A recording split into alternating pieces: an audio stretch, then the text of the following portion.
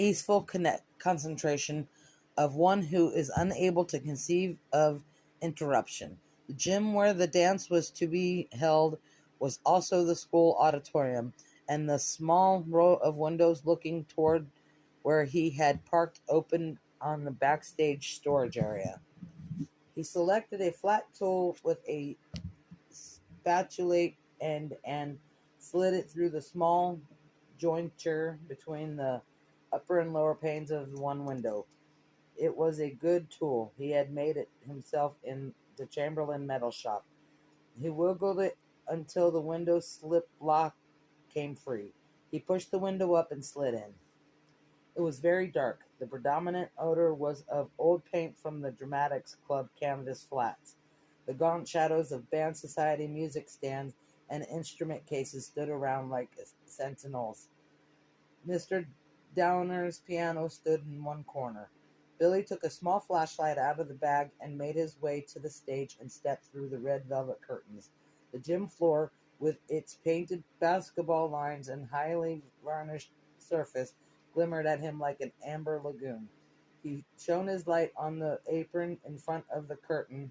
There, in ghostly chalk lines, someone had drawn the floor silhouette of the king and queen thrones, which would be placed the following day.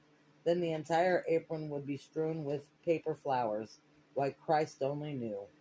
He craned his neck and shone the beam of his light up into the shadows. Overhead girders crisscrossed in shadowy lines. The girders over the dance floor had been sheathed in crepe paper, but the area directly over the apron hadn't been decorated. A short draw curtain obscured the girders up there, and they were invisible from the gym floor.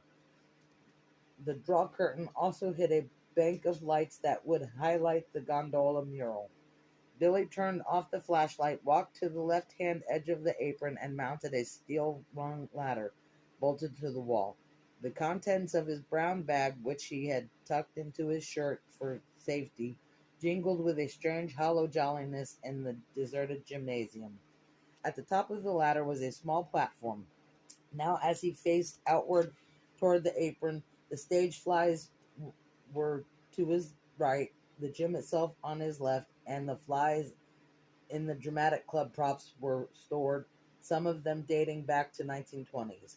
A bust of Pallas, used in some ancient dramatic version of Poe's The Raven, stared at Billy with blind floating eyes from atop a rusting bed spring. Straight ahead, a steel girder ran out over the apron,